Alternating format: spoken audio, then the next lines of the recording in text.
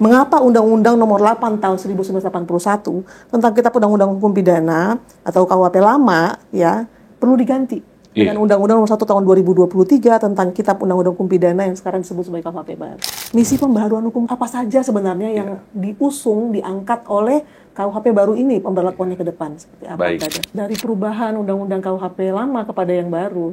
Apakah ada hal-hal yang perlu dimention sebagai pergeseran paradigma berpikir yang harus diusung, yang harus dipikirkan, dan harus dijalankan di kemudian hari oleh seluruh penegak hukum dan masyarakat sipil? Asas yang paling harus menjadi acuan dalam KUHP baru ini, asas-asas apa saja yang paling penting banget mau dimention dalam podcast kali ini?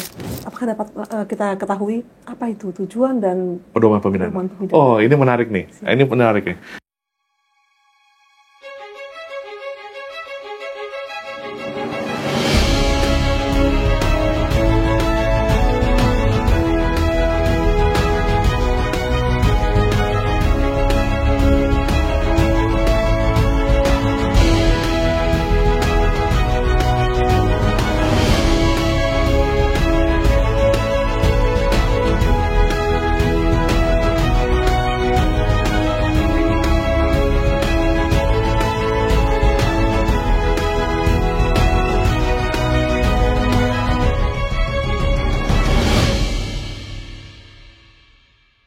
Semangat pagi. Semangat pagi Sobat Podium, bertemu kembali dengan podcast Direktorat Jenderal Badan Peradilan Umum. Hari ini kita akan membahas hal yang penting sekali untuk kita bahas untuk transformasi hukum di Indonesia. Hari ini kita kedatangan tamu yang selain spesial mungkin disebutkan luar biasa sekali ya. Dia adalah Dr. Albert Aris yang merupakan tenaga ahli pembuatan rancangan Undang-Undang Nomor 1 Tahun 2023, KUHP baru kita sebut sekarang. Selamat pagi. Selamat pagi buat Sobat Podium yang saya hormati di seluruh Indonesia. Selamat datang ke podcast Direktorat Jenderal Badan Peradilan Umum. Terima kasih Bu Sinta. Bapak Dr. Albert Aris, tapi tadi kita ngobrol-ngobrol sebelum dimulai pengen dipanggil brother. Ya, jadi sepanjang hari ini akan saya panggil sebagai brother. Seperti itu ya. Brother, terima kasih sudah datang, luar biasa sekali. Langsung tenaga ahlinya yang nanti akan mencerdaskan seluruh Sobat Podium di seluruh Indonesia mengenai apa yang disebut sebagai KUHP baru. Kita akan mengawalinya dengan hal yang mungkin paling fondamen ya, yaitu adalah mengapa Undang-Undang Nomor 8 Tahun 1981 tentang Kitab Undang-Undang Hukum Pidana atau KUHP lama ya perlu diganti dengan Undang-Undang Nomor 1 Tahun 2023 tentang Kitab Undang-Undang Hukum Pidana yang sekarang disebut sebagai KUHP baru. Ya, terima kasih Bu Sinta. Alasan mengapa KUHP peninggalan Belanda, jadi KUHP kita itu berasal dari Wetboek van Strafrecht voor Nederlands Indie. Ya, itu dengan asas konkordansi diterapkan di Indonesia sejak 1915 dan berlaku efektif mulai 1918. Jadi udah 1 abad lebih nih, ya kan. Nah, apa saja kekurangannya? Yang pertama adalah ini ternyata ya, saya perlu menyampaikan dengan apa adanya, tidak pernah ada satupun terjemahan resmi yang ada bagi KUHP kita ini. Bayangkan Bu Sinta, ketiadaan terjemahan resmi dari KUHP lama itu membuat ketidakpastian hukum. Saya berikan 2 contoh saja pasalnya. Pasal 362, kita semua di Fakultas Hukum pasti kenal pasal itu. Pasal kejahatan mengenai pencurian ya. Barang siapa dengan sengaja mengambil sebagian seluruhnya milik orang lain dengan maksud untuk dimiliki secara melawan hukum. Terjemahan dari Mulyatno melawan hukum. Terjemahan dari Susilo yang sering kita pakai juga ada penjelasannya melawan hak. Padahal melawan hak itu belum tentu melawan hukum. Begitu kan? Dan begitu pula sebaliknya. Kemudian untuk kejahatan makar yang kita bisa temukan di pasal 104, 106, dan 108. Itu permufakatan jahatnya diatur dalam pasal 110. Terjemahan dari KUHP Mulyatno menyatakan permufakatan jahat atau summons punning tersebut diancam dengan pidana mati. Tetapi Susilo mengaturnya ancaman pidana permufakatan jahat untuk makar itu 6 tahun. Pertanyaannya mana yang mau dipakai? Belum lagi dengan Engelbrecht ya. Ada juga perbedaan seperti itu ya. Seperti itu. Nah, itu pertama ketiadaan terjemahan resmi. Yang kedua adalah ada kecenderungan sifat dari KUHP lama itu adalah punitif. Ada kecenderungan untuk menghukum. Mengapa demikian? Karena memang ketiadaan sanksi alternatif dari pidana penjara. Kita seringkali menemukan banyak sekali putusan-putusan yang menjatuhkan short prison atau pidana pendek 6 bulan, 3 bulan, bahkan 2 bulan, bahkan ada yang 1 bulan juga ada gitu ya. Nah, saya tiba-tiba teringat ungkapan ini. Ya ini bukan salah peradilan ya, atau salah sistem peradilan, atau salah dari pengadilan, tapi memang kondisi dari KUHP-nya itu sendiri yang memungkinkan hal itu terjadi.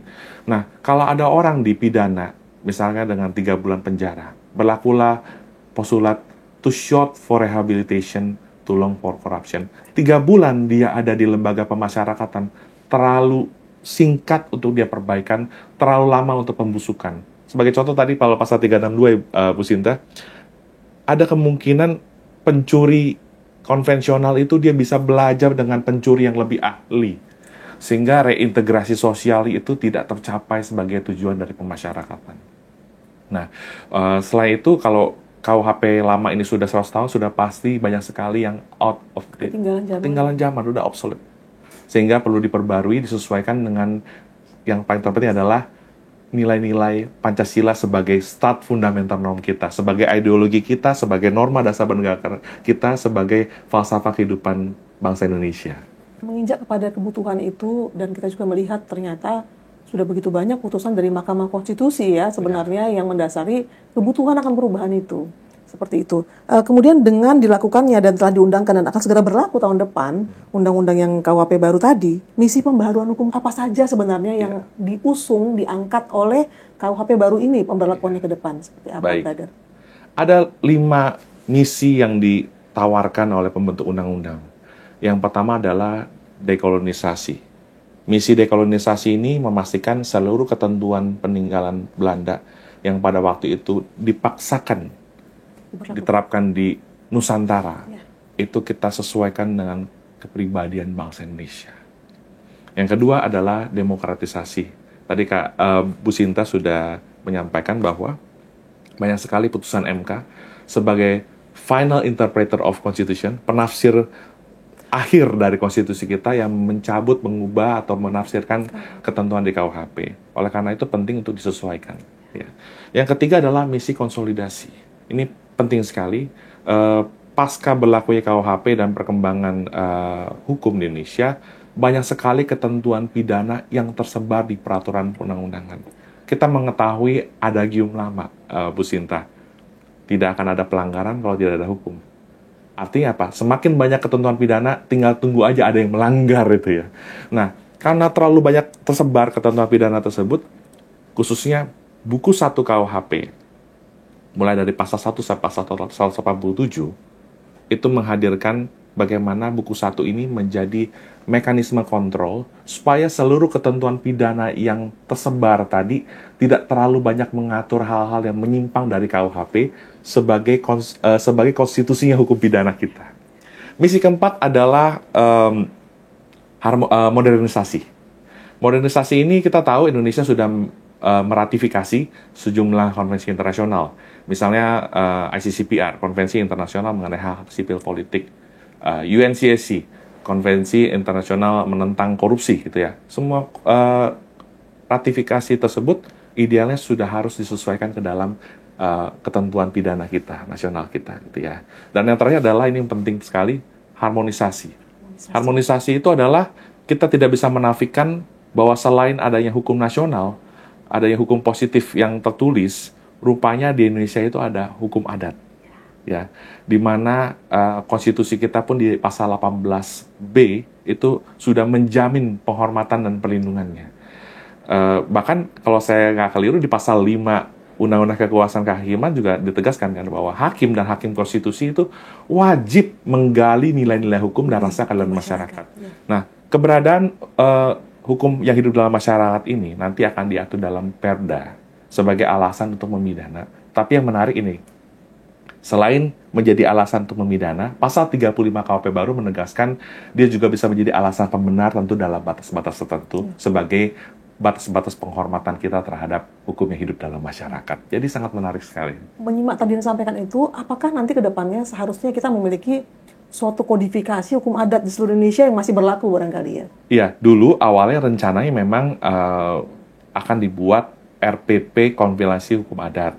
Tapi karena waktu itu mengelompokkan dan mengkualifikasinya itu tidak mudah, maka pembentuk undang-undang di dalam pasal 2 ayat 3 KUHP baru menegaskan nanti kita akan buat pedoman teknis saja, selebihnya nanti kita akan kembalikan pada pemerintahan daerah. Apa itu pemerintahan daerah? Berarti pemerintah provinsi dan juga DPD setempat untuk melaksanakan asas no crime, no punishment without representation. Artinya biarkan mereka membentuk perda tindak pidana adat yang harus berbeda atau dibedakan atau bersifat sui generis dari perda ketertiban umum yang mengatur sanksi pidana tertentu. Perjalanan panjang berarti masih akan dijalankan ya. Iya. Dan nanti tentu berarti hakim-hakim yang ada di setiap di seluruh Indonesia mengacu kepada hukum adat yang berlaku dalam perda-perda di setiap daerah di mana ditempatkannya hakim-hakim tersebut. Betul sekali. Kira-kira begitu, baik. Kearifan lokal. Luar biasa ya. Jadi akan lebih berwarna nanti kegiatan dan pekerjaan yudisial daripada seorang hakim gitu ya. Benar sekali Bu Sinta. Dari 5 misi tadi yang disampaikan, dari perubahan Undang-Undang KUHP lama kepada yang baru, apakah ada hal-hal yang perlu dimention sebagai pergeseran paradigma berpikir yang harus diusung, yang harus dipikirkan dan harus dijalankan di kemudian hari oleh seluruh penegak hukum dan masyarakat sipil? Ya, ini ada hal yang paling sulit, Bu Sinta, yang menjadi PR kita bersama, bagi khususnya untuk disampaikan kepada aparat penegak hukum di seluruh Indonesia, Sobat Podium. Tentu bukan hanya hakim, tapi baik itu polisi, jaksa, advokat, maupun seluruh pihak-pihak dalam sistem peradilan pidana, bahwa hukum pidana tidak boleh lagi dijadikan sebagai lex talionis, sebagai sarana pembalasan, sebagai primum remedium. Jadi dikit-dikit orang akan menggunakan hukum pidana sebagai sarana balas dendam, sebagai sarana untuk menyelesaikan permasalahan. Ya, kita mengetahui persis antara pasal 372 KUHP tentang penggelapan, 378 KUHP tentang penipuan, itu memang beda-beda tipis dengan nuansa prestasi dalam Kitab Undang-Undang Hukum Perdata. Nah, kedepannya kita perlu memisahkan ini supaya orang serta-merta tidak lagi menggunakan upaya hukum pidana sebagai langkah pertama atau first option, melainkan sebagai last resort. Gitu. Itu yang kadang dulu juga pernah beberapa kali saya baca ya, di angkot-angkot ada tulisan di belakang kaca mereka itu senggol visum. Senggol cair. visum. Nah, seperti itu ya. Sampai kan saya berpikir, waduh kok sampai begini pergeseran masyarakat ya, beranggapan bahwa pidana itu adalah jalan yang paling efektif gitu untuk menjerahkan orang gitu. Jadi berarti memang harus dikembalikan lagi, memang makanya ada perubahan yang dibutuhkan ini. Masyarakat mulai berpikir tentang nilai-nilai dasar kita mengenai musyawarah mufakat, segala macam semangat yang harus kembali diusung ya. Sehingga jangan lagi semata-mata wah kalau ada masalah kita langsung ke pidana nih, langsung lapor polisi nih gitu. Bahkan kadang-kadang kita mengalami juga gitu, laporan polisi itu tujuannya supaya ada ganti rugi semata. Iya, itu dia. Seperti itu. Betul. Baik, terima kasih banyak. Ada lagi kira-kira yang mau Bapak sampaikan? Ada 3 keadilan yang diperkenalkan dalam KUHP baru.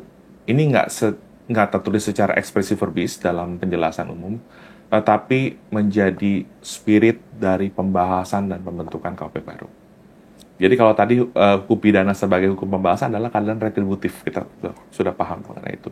Nah, 3 keadilan yang diperkenalkan dalam KUHP baru, yang pertama adalah keadilan korektif. Bukan berarti dengan adanya alternatif sanksi pidana dalam KUHP baru, orang bisa seenaknya saja melanggar hukum. Tindakannya perlu dikoreksi tetap, supaya yang bersangkutan tahu perbuatannya adalah tetap salah di mata hukum. Yang kedua adalah keadilan rehabilitatif. Keadilan rehabilitatif ini adalah miliknya si pelaku dan juga korban. Nah, sebagai contoh misalnya untuk penyalahgunaan narkotika, yang memang dia bukan pengedar, bukan bandar, dia memang betul-betul adalah penyalahguna. Dia sebenarnya adalah korban dari victimless crime. Dia itu harus direhabilitasi. Makanya dalam pasal 1 ayat 1 KUHP mengatakan, yang baru ya, mengatakan ini, ada satu perbuatan yang dapat dijatuhi pidana, kecuali dengan pidana dan atau tindakan. Jadi ada double track system, selain menjatuhkan pidana, bisa juga ada kemungkinan hakim itu menjatuhi tindakan, measure kepada penyalahguna. Ya. Yang ketiga yang sering kita dengar adalah keadilan restoratif. Keadilan restoratif ini adalah miliknya korban. Kenapa demikian? Selama ini kalau perkara pidana itu bergulir ke pengadilan, ada kecenderungan bahwa fokus kita adalah sekedar untuk bagaimana menghukum dan menghukum si pelaku seberat-beratnya. Tapi kita lupa, ada korban yang harus diperhatikan. Ada korban yang harus dipulihkan. Ada korban yang juga harus kita tidak boleh tinggalkan kan, nasibnya bagaimana. Justru selama ini tertinggal ya kepentingan mereka. Iya, itu.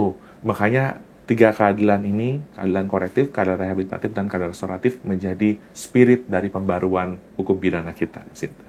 Sounds good ya. Jadi terdengarnya aja udah indah, mudah-mudahan nanti bisa Amin. sesmooth itu berjalannya di kemudian hari nanti ya. Amin. Dari hal-hal pembaharuan, pergeseran paradigma, tentu mungkin ada asas ya. Asas yang paling harus menjadi acuan dalam KUHP baru ini. Asas-asas apa saja yang paling penting banget mau di-mention dalam podcast kali ini? Yang menarik itu adalah rupanya asas tiada pidana tanpa kesalahan. Hensraf Sonderskuld. Hensraf Sonderskuld atau dalam bahasa Latin itu actus non facit reum nisi rea. Dalam bahasa Inggris itu an act doesn't make a person guilt unless his mind is guilt. Seorang itu tidak dapat dihukum pidana atau dijatuhi sanksi pidana kalau niatnya itu tidak jahat. Itu kan selama ini kita hanya lihat dalam buku-buku literatur gitu ya, teori-teori. Dalam penjelasan pasal 36 asas itu masuk. Sebagai apa maksudnya, Bu? Penegasan bahwa pembentuk KUHP baru hendak memisahkan antara tindak pidana dan pertanggungjawaban pidana secara tegas dan jelas. Ada yang menarik, Bu Sinta? Nanti kan buku KUHP baru ini hanya ada 2. Kalau buku KUHP lama itu kan ada 3. Ya. Pertama, ketentuan umum, kejahatan, misdriven, atau pelanggaran overtrainingan. Dalam KUHP baru itu hanya ada 2 buku, ketentuan umum dan tindak pidana. Jadi istilah kejahatan dan pelanggaran sudah tidak ada lagi, Bu Sinta. Ya? Di mix ya, jadi istilah tunggal tindak pidana.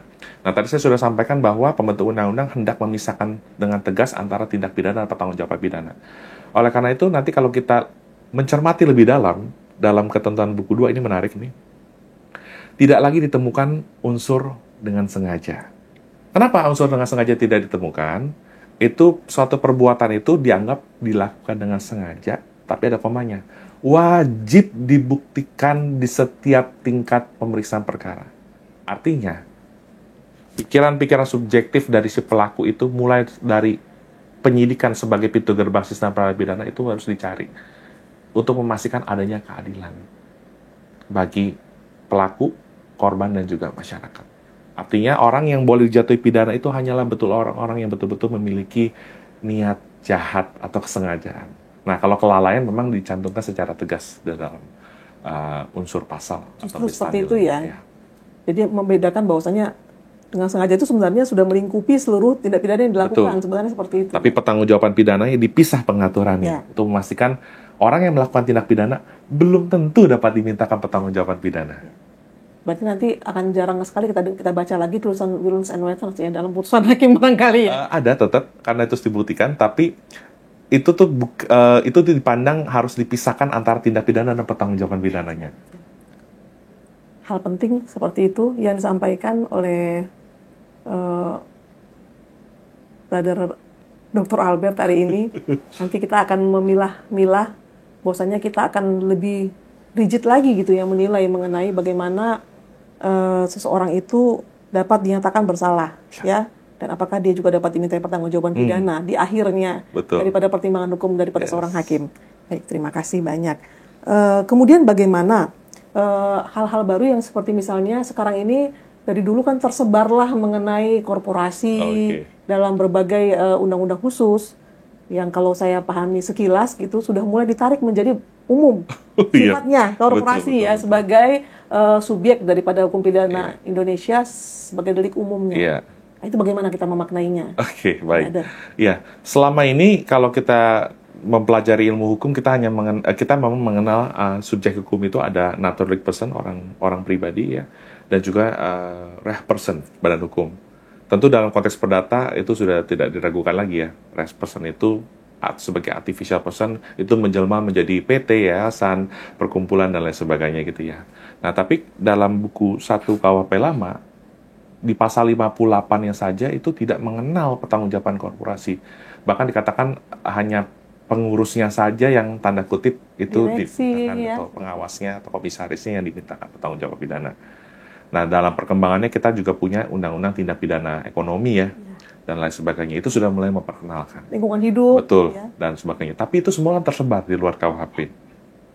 Pertanyaan sederhananya, apa mungkin ada orang yang melakukan suatu tindak pidana dengan menggunakan sarana korporasi? Sebutlah tindak pidana penipuan. Sudah banyak orang menggunakan PT supaya terkesannya lebih bonafit untuk melakukan tindak pidana penipuan. Nah, pertanyaannya, bagaimana? Apakah korporasinya itu tersebut bisa dipidana? Kurang lebih seperti itu kan. Nah, oleh karena itu, Pasal 45 KUHP baru menegaskan bahwa korporasi itu adalah merupakan subjek tindak pidana yang dapat dimintakan pertanggungjawaban pidana. Sudah pasti berdasarkan postulat Societas Delinquere Potes, korporasi tidak mungkin dipenjara gitu ya, tapi korporasi bisa dijatuhi pidana pokok berupa denda gitu ya. Nah, berkaitan dengan korporasi, ada tindakan aktif dan pasif dari korporasi yang digunakan untuk melakukan suatu tindak pidana. Nah, dalam pasal 48 KUHP baru ditegaskan itu ada 5 parameter. 3 parameter pertama adalah tindakan aktif dari korporasi. Misalnya adalah suatu tindak pidana itu dilakukan oleh korporasi sesuai dengan anggaran dasar atau anggaran rumah tangga dia. Yang kedua, menguntungkan korporasi secara melawan hukum. Yang ketiga, diterima sebagai kebijakan korporasi. Misalkan buang limbah sembarangan itu dianggaplah untuk efisiensi dan sebagainya gitu ya. Padahal kan itu merugikan masyarakat sekitar, misalnya sebagai contoh. Itu yang pertama, 1, 2, 3 itu adalah tindakan aktifnya. Tindakan pasifnya adalah ketika korporasi itu mencegah dan juga membiarkan terjadi tindak pidana. Udahlah tindak pidananya, dia nggak cegah dan dia biarkan karena mungkin alasan efisiensi dan sebagainya. Padahal dampaknya besar sekali buat masyarakat dan juga korban tindak pidana. Nah, artinya 5 parameter tersebut dapat membuat suatu korporasi dapat dimintakan pertanggungjawaban pidana. Nah, oleh karena itu, selain merumuskan tujuan pemidanaan secara umum, bagi pemidanaan terkorporasi juga pembentuk KUHP menyediakan tujuan dan pedoman pemidanaannya, supaya hakim dan seluruh penegak hukum itu ada panduannya dan juga lebih bijak dalam menjatuhkan pemidanaan. Jangan sampai misalkan penjatuhan pidana terkorporasi misalnya malah yang di mana hajat hidup orang itu banyak kerja di sana malah terganggu. Nah, kalau lebih seperti itu diberikan beberapa parameter yang ada, Bu Sinta. Apakah dapat kita ketahui apa itu tujuan dan pedoman pemidanaan? Oh, ini menarik nih. Ini menarik nih. Jadi, tadi di awal saya sudah mengatakan ya bahwa kita harus mulai menggeser paradigma yang menggunakan hukum pidana sebagai sarana balas dendam atau lex talionis ya. Yang menarik, kita dulu pernah mengenal bahwa kalau ada orang melakukan tindak pidana plus dia ditemukan ada kesalahan, tadi yang Bu Sita sebutkan asas Hensdraf Zonderskut itu tidak ada pidana tanpa kesalahan, artinya secara kontra itu bisa dibalik bahwa kalau orang bersalah dia bisa dan melakukan perbuatan melawan hukum, dia bisa dimintakan pertanggungjawaban pidana, kurang lebih gitu kan ya.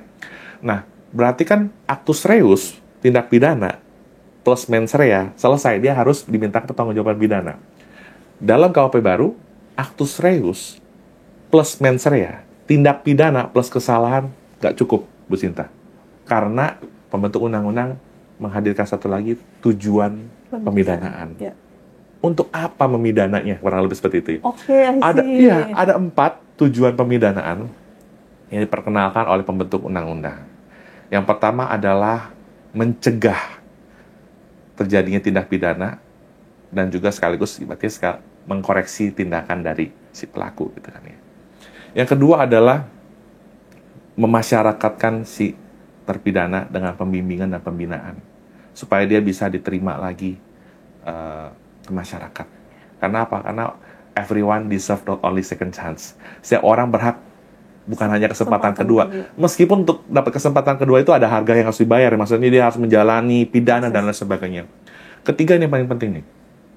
Menyelesaikan konflik dan memulihkan keseimbangan. Pemulihan keadaan. Dan yang terakhir, ini juga menarik, dia menumbuhkan rasa penyesalan dari si pelaku. Tapi dia membebaskan rasa bersalah itu. Dia ada menyesal, tapi rasa penyesalan itu ketika dia menjalani pidana, dan dia sudah menerima konsekuensinya dari akibat hukumannya itu, atau tindak pidananya itu, dia menjadi pribadi yang baru. Inilah tujuan pemidanaan yang dipergunakan. Jadi, actus reus plus mens rea nggak cukup karena ada tujuan pemidanaan, plus pedoman pemidanaan. Ada 11 pedoman pemidanaan yang sifatnya itu hanya memberikan rambu-rambu umum dengan tidak mengurangi hakim bisa mencari yang lain di luar sana sepanjang itu atas nama keadilan, Bu Sinta. Mengapa demikian? Karena pasal 53 KPU baru menegaskan bahwa kalau ada pertentangan antara kepastian hukum dan keadilan, wajib bagi hakim untuk memilih keadilan sebagai pilihan utamanya. Luar biasa.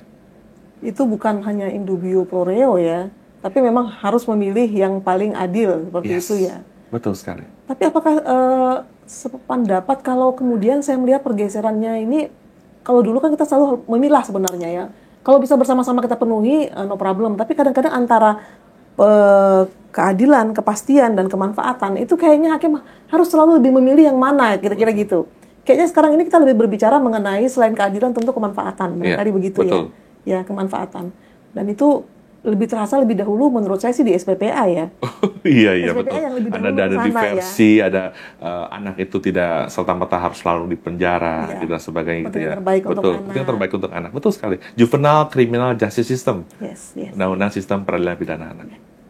Baik, terima kasih. Bergerak majunya itu kemudian kita harapkan itu tidak hanya menyentuh pemikiran kita, tapi juga menyentuh spirit kita itu, bahwasanya kita ingin sebenarnya sumber daya manusia itu menjadi lebih baik ya, setelah menjalani pemidanaan, sehingga dulu terpinggirkanlah pemikiran bahwasanya seringkali proses pidana yang panjang itu garbage in ya garbage out juga gitu ya. Jadi jangan begitu lagi. Keluarnya itu sudah menjadi manusia yang diperbaharui melalui sistem pemasyarakatan juga mungkin ya, sehingga dia selain siap kembali ke masyarakat, sebenarnya tadi yang sampaikan mengenai dia itu mengampuni dirinya sendiri juga, dia itu menjadi pribadi yang lebih baik. Ya, seperti itu. Ada suatu perasaan yang berbeda ya ketika mencoba memahami itu dengan baik ya, gitu ya, tujuan baik daripada KUHP baru ini. Itu tadi di dalam pasal berapa ya mengenai tujuan dan tujuan dan pedoman pemidanaan atau standard of sentencing. Jadi tujuan pemidanaan itu diatur di pasal 51. Pasal 54-nya itu mengatur tentang pedoman pemidanaan. Tadi saya dengar dari Bu Sinta dimaafkan, diampuni. Itu ada di pasal 54 ayat 2 KUHP baru diperkenalkan nih model putusan hakim yang baru. Selama ini kan kita hanya mengenal ketentuan pasal 191 KUHP itu hanya ada putusan bebas, lepas, dan vonis pemidanaan gitu ya. Nah, dalam pasal 54 ayat 2 KUHP baru diperkenalkan putusan pemaafan oleh hakim atau putusan pengampunan oleh hakim. Saya lebih demen menggunakan istilah putusan pengampunan oleh hakim, istilahnya judicial pardon atau rhetorical pardon. Nah, rhetorical pardon ini bisa dijatuhkan oleh hakim sebagai pintu darurat dalam hal ada orang yang melakukan tindak pidana, tapi tindak pidana lakukan itu sifatnya ringan. Kemudian hakim melihat dari keadaan pribadi pelakunya ini dia bukan orang jahat sebenarnya. Yang ketiga, keadaan apa yang terjadi pada waktu tindak pidana itu dilakukan. Dan yang keempat, bagaimana keadaan setelah tindak pidana itu dilakukan. Jadi menarik, Bu Sinta, putusan pemaafan oleh hakim ini tetap menyatakan yang bersalah, yang bersangkutan itu bersalah, terbukti secara sah dan meyakinkan bersalah melakukan tindak pidana, tetapi tidak dijatuhkan pidana atau tindakan apapun. Tapi ada criminal record ya, bahwa yang bersangkutan ini bersalah. Tetap jadi harus ada criminal record pasti dong. Nah, itu yang membedakan dengan putusan lepas atau onslaught, van à la revolving lah bahasa Belandanya. Jadi dia tetap saja ada ya. Ada criminal recordnya, itu konsekuensi kan, dia kan nanti mau urus SKCK atau apapun ada. Tapi tidak perlu lah sampai dijatuhkan pidana short prison 1 bulan, 2 bulan, 3 bulan dan sebagainya. Nggak perlu kan? Jangan juga membuat manusia itu misalnya gini udah melakukan kesalahan nggak ada pertanggungjawabannya juga seperti itu. Ya, misalkan juga kalau tindakan Bu Sinta, misalkan dia ternyata ada riwayat gangguan jiwa gitu kan, dia melakukan suatu tindak pidana, itu dijatuhi tindakan. Nah, tapi kalau itu beda dengan judicial pardon, dia terjatuhi tindakan, maka itulah disebut dengan double track system. Nah, kalau judicial pardon terbukti secara sah dan meyakinkan bersalah, tapi tidak dijatuhi pidana atau tindakan. Tapi itu tetap berbeda dengan pasal 14 dari apa ya? Beda ya? Beda, karena pasal 14 itu kan pidana bersyarat atau pidana percobaan itu kan, itu nanti miripnya seperti model pidana pengawasan dalam pasal 65 KUHP baru. Jadi, tadi saya sudah katakan di awal, kalau kita lihat di pasal 10 KUHP lama itu kan, hierarkinya itu kan pidana mati, penjara, denda, kurungan, dan tutupan gitu ya. Nah, kalau pidana pokok di dalam KUHP baru itu adalah penjara, denda, pengawasan, kerja sosial, dan tutupan. Jadi berbeda. Nah, tadi yang ditanyakan oleh Bu Sinta tadi, itu padanannya paling mirip mungkin adalah dengan pidana pengawasan. Jadi orang tuh bisa dijatuhkan pidana pengawasan, kenapa? Karena pasal 70 KUHP menentukan sedapat mungkin orang itu tidak dijatuhi pidana penjara kalau ada banyak sekali elemen-elemennya. Misalkan dia baru pertama kali melakukan tindak pidana, usianya sudah terlalu tua, dan lain sebagainya, misalnya gitu ya, tentunya ada batasan-batasan tertentu yang ditetapkan, itu bisa dijatuhi pidana pengawasan. Nah, dengan syarat-syarat tertentu tuh dia harus mengganti kerugian, dan sebagainya, dan sebagainya. Jadi last resort di pidana penjara. Bukan berarti pidana penjara nggak ada ya soal podium, tetap ada, tetapi itu menjadi suatu hal yang sifatnya last resort. Kenapa last resort? Karena selain tidak membawa kemanfaatan juga, Gustav Rahbruch pernah mengatakan ya ada 3 tujuan hukum kan, kepastian hukum, kemanfaatan, dan keadilan gitu ya. Nah, selain tidak membawa kemanfaatan, kita tahu bersama, ini juga sekali lagi bukan kekeliruan atau kesalahan dari pengadilan, semua bicara tentang sistem. Kondisi yang saat ini ada adalah overcrowding lapas. Lapas kita itu kapasitasnya hanya 132.000. Tapi dihuni 280.000 orang, belum termasuk rutan Polri, TNI, dan sebagainya gitu ya, belum rutan KPK juga belum beban termasuk. bagi negara juga. Beban negara. Makanya Pak Prabowo sempat menyampaikan kan akan rencana mengenai amnesti, meskipun itu masih ada pro dan kontra perdebatannya yang sedang digodok oleh Kementerian Hukum saat ini. Jadi memang nanti sebenarnya itu kalau dulu kan disebutlah hakim itu sebagai wakil Tuhan ya. Iya. Jadi kayaknya sebutan itu dalam KUHP baru ini kayak ruangnya lebih lebar gitu ya. Yes. Jadi sampai punya hak untuk memaafkan Betul, gitu ya, mengampuni. Betul. Seperti itu. Iya. Tentu saja mungkin integritas yang harus mendampingi itu juga. Betul. Nah, makanya saya perlu tegaskan Bu Sinta, ini buat Sobat Podium, seluruh rekan-rekan hakim yang saya hormati di seluruh Indonesia, rekan-rekan hakim justisial juga yang saya hormati, tujuan dan pedoman pemidanaan, saya mau katakan dan tegaskan pagi hari ini, bukan milik hakim semata, tapi milik advokat, penasihat hukum, terdakwa, polisi, jaksa, dan seluruh masyarakat yang mencari keadilan. Jadi itu bisa dielaborasi lebih dalam, parameter-parameter ditentukan, untuk memastikan bahwa adanya kepastian hukum yang berkeadilan. Apakah sudah ada pemikiran untuk nanti kemudian membuatnya menjadi lebih rigid ke bawah barangkali? Ya, mungkin?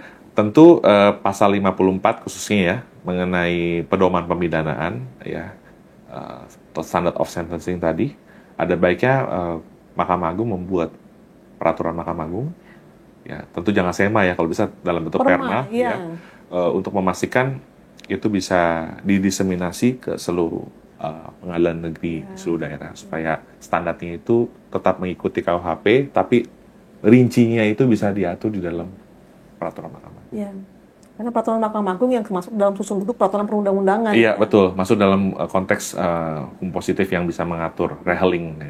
Berlaku kepada seluruh masyarakat Indonesia ya, tanpa terkecuali.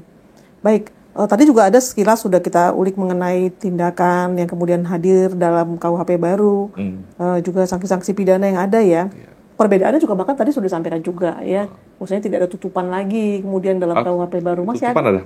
Masih ada di KUHP. Tutupan itu adalah tindak pidana yang dijatuhkan kepada mereka yang melakukan suatu tindak pidana dengan yang maksudnya itu patut dihormati.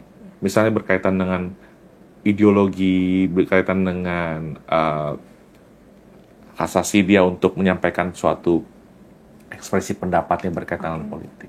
Itu masih ada undang-undangnya sampai hari ini kan, undang-undang tutupan, dan kita nggak cabut itu di KUHP, tetapi bagaimana pelaksanaan nanti itu pembentuk undang-undang mengamanatkan perlu ada undang-undang khusus mengatur mengenai pidana tutupan tadi. Ya. Nah, biasanya memang ini untuk tindak pidana politik, Bu Sinta. Apakah ada lagi, nanti sebelum kita beranjak maju lagi, nanti kita supaya tidak maju mundur gitu, adakah lagi misalnya nilai-nilai yang terkandung dalam KUHP baru sehubungan dengan perbedaan sanksi dalam KUHP lama dan KUHP baru yang penting untuk digarisbawahi? Iya, jadi gini, yang pertama yang mau saya sampaikan Bu Sinta adalah, dulu kalau kita lihat, misalnya saya ambil contoh paling gampang ya, pasal 362 tadi lah tentang pencurian gitu ya. Bu Sinta pernah berimajinasi atau bertanya-tanya dari mana angka 5 tahun itu? Ya. Sanksinya.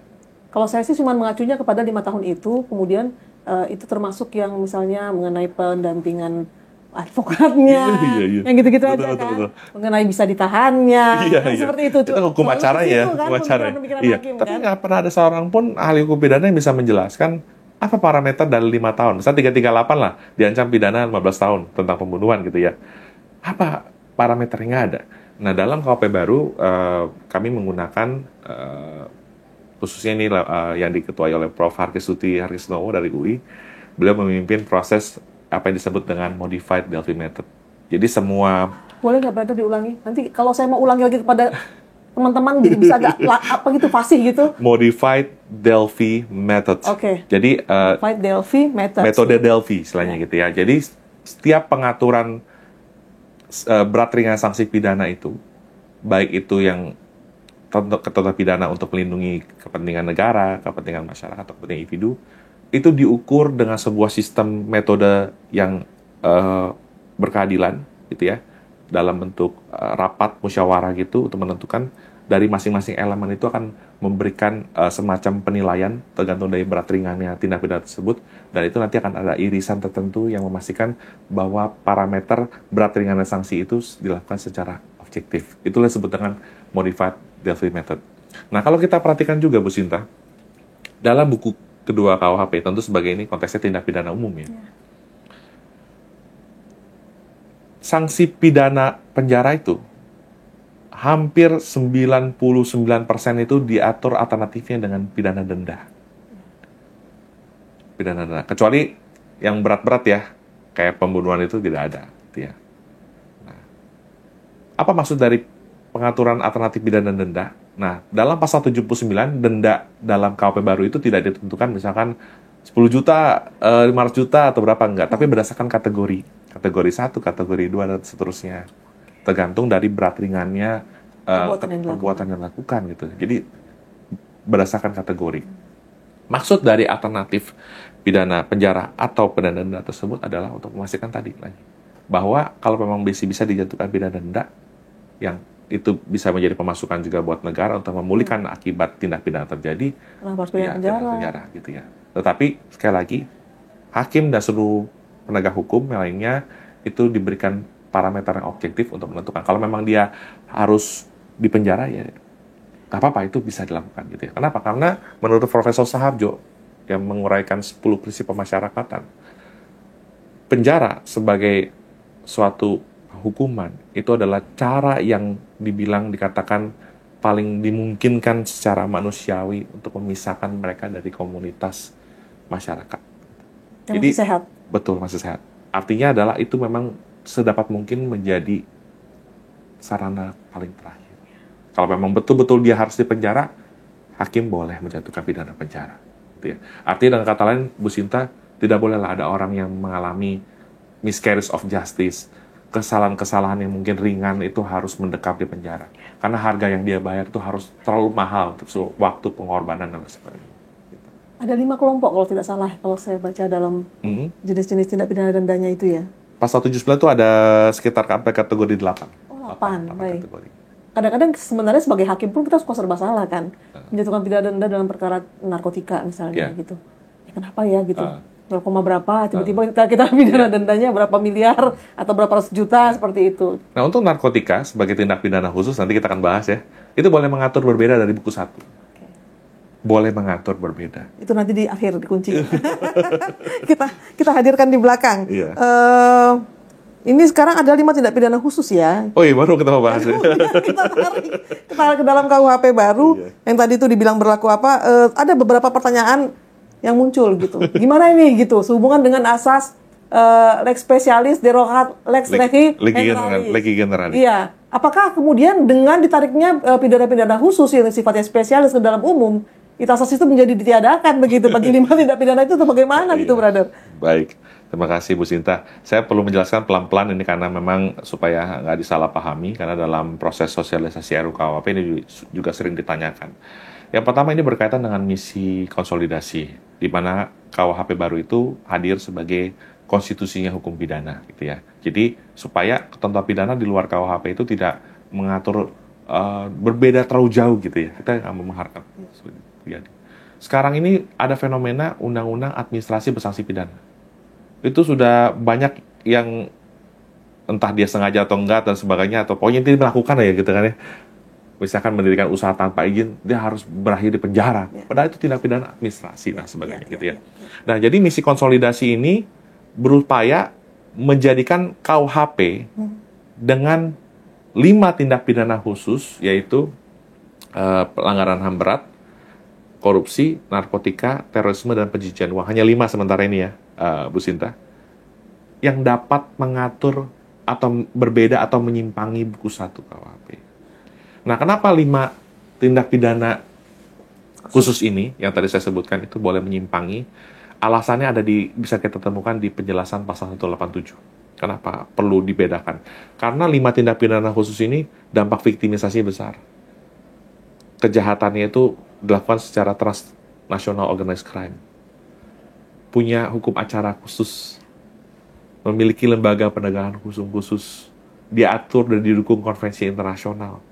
Terus sudah dikatakan sebagai istilahnya benar-benar perbuatan yang amat jahat lah dan merugikan, sangat dikutuk masyarakat. Strongly condemned by society gitu ya. Jadi 5 tindak pidana khusus ini boleh menyimpangi KUHP. Dan buat Sobat Podium, hanya kejahatan intinya saja yang diatur dalam KUHP. Misalnya kalau tindak pidana korupsi, ya diatur dalam pasal di Undang-Undang 3199/20 tahun 2001 itu hanya misalnya pasal 2, pasal 3, pasal 5, 12, dan sebagainya. Nah, pembentuk KUHP memastikan ditariknya core crimes dari 5 tindak pidana khusus itu sama sekali tidak menghilangkan kekhususan yang ada di undang-undang sektoral tersebut. Nanti bisa dilihat di pasal 612, misalkan contoh kan kita mengetahui pasal 15 Undang-Undang Tipikor, permufakatan jahat, percobaan dalam Tipikor itu dianggap sebagai delik votoid, delik selesai, gitu kan ya. Itu tidak berubah sama sekali.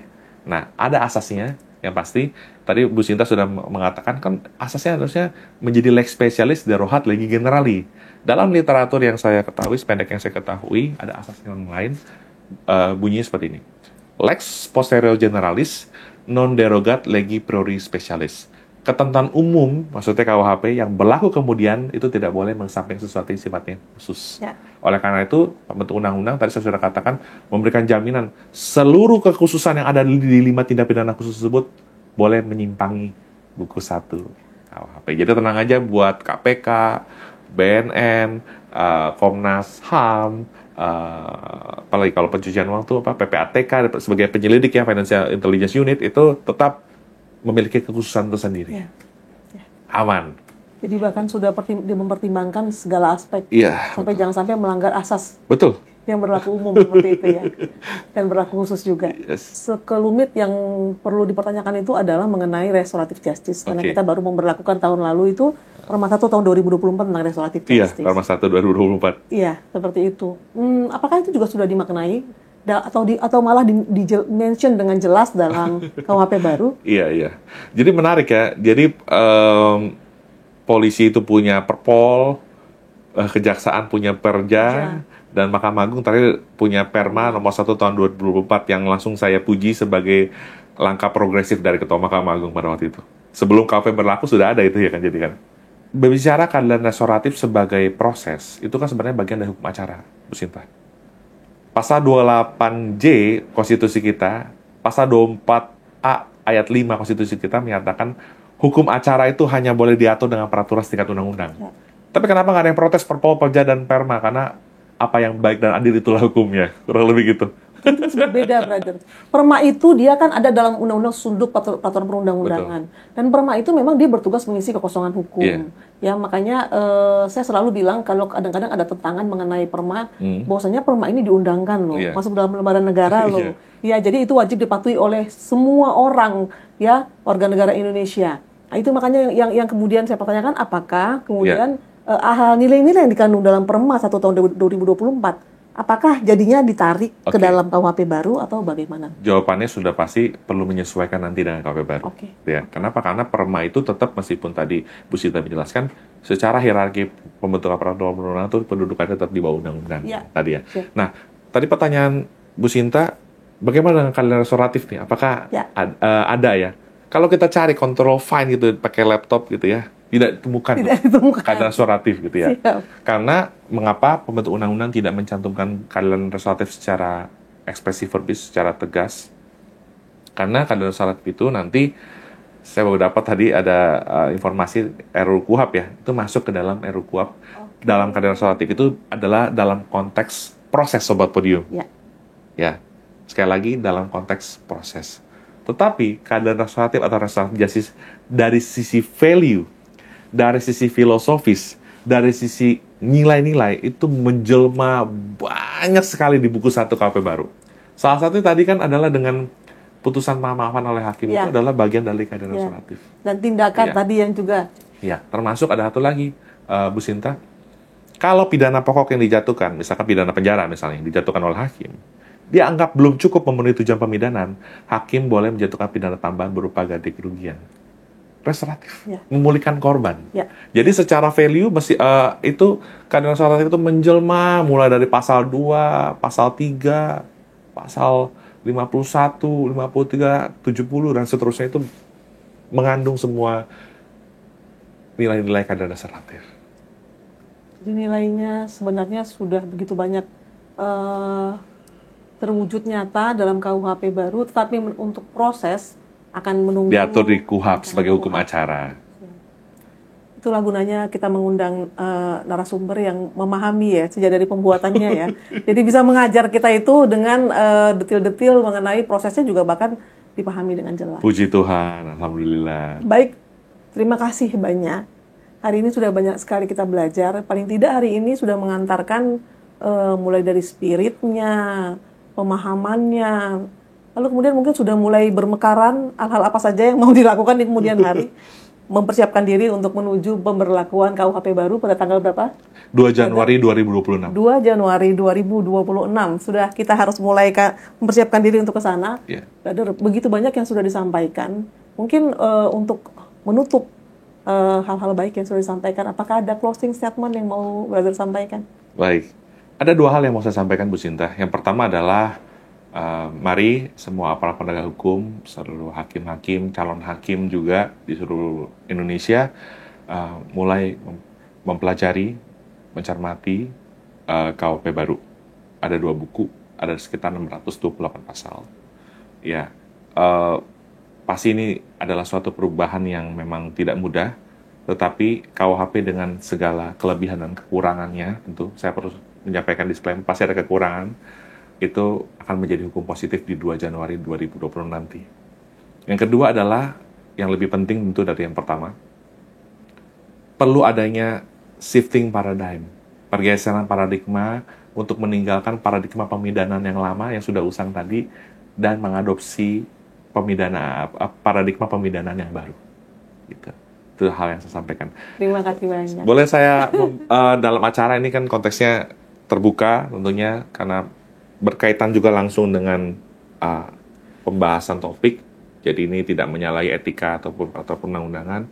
Saya serahkan langsung secara simbolis sebagai wujud bahwa kami dari pembentuk tim pembahas KUHP itu mau memastikan mengajak semua elemen masyarakat, aparat penegak hukum untuk lebih menyelami, mencermati sebelum berlaku nanti nih 2 Januari 2026 itu akan berlaku sebagai hukum positif. Dan ketika berlaku tentu akan ada banyak sekali hukum transitoir karena banyak sekali perkara yang masih bergulir tapi belum sempat selesai diputus. Nah, itu berlaku pasal 3 KUHP baru. Ya. Boleh saya izin menyerahkan 2 buku. Ini buku pertama ini adalah mengenai hukum pidana, ini mengenai sejumlah pembaruan dan sejarah perjalanan serta apa saja yang diperkenalkan dalam KUHP baru, Sobat Podium. Kemudian ini adalah hukum pembuktian. Kebetulan saya memang dimentor oleh hakim waktu saya kerja di LBH, pensiunan hakim tentunya. Dan pemikiran-pemikiran bernas dari Opung Victor Huta Barat, almarhum, mantan hakim tinggi dan hakim niaga pertama, saya bukukan dalam buku hukum pembuktian ini, kiranya bisa berguna untuk mengadministrasikan keadilan buat seluruh yang mencarinya. Secara simbolis, mohon izin, Bu Sinta, saya serahkan kedua buku ini kepada Bu Sinta. Pak Maria. Terima kasih sudah kita diberikan pembelajaran, kita juga diberikan buku, ya. Jadi saya mengenal Brother ini dari cukup lama ya, walaupun hanya dari Facebook. Tetapi tulisan-tulisannya kemudian sering diposting di Kompas ya, di koran Kompas ya, ya di koran Kompas. Kemudian ya buku-buku yang sudah diciptakan ini tentu saja diharapkan juga bisa menjadi bagian daripada bagaimana partisipasi daripada beliau sebagai orang yang sangat menginginkan terjadinya transformasi hukum di Indonesia. Salam dulu berarti ya. Siap, nanti kita menutupnya dengan salam yang Brother ini sampaikan dari tadi. Selain sudah tidak ada lagi yang mau disampaikan, kita juga sudah menutup semua pembahasan hari ini dengan hal yang luar biasa. Terima kasih sudah menyimak segala hal yang kita bicarakan hari ini. Semoga menjadi bagian baik daripada pemikiran yang kita bangun untuk mempersiapkan diri menuju kepada pemberlakuan KUHP baru pada tanggal 2 Januari 2026. Demikian kami tutup dengan salam transformasi hukum. Dadah.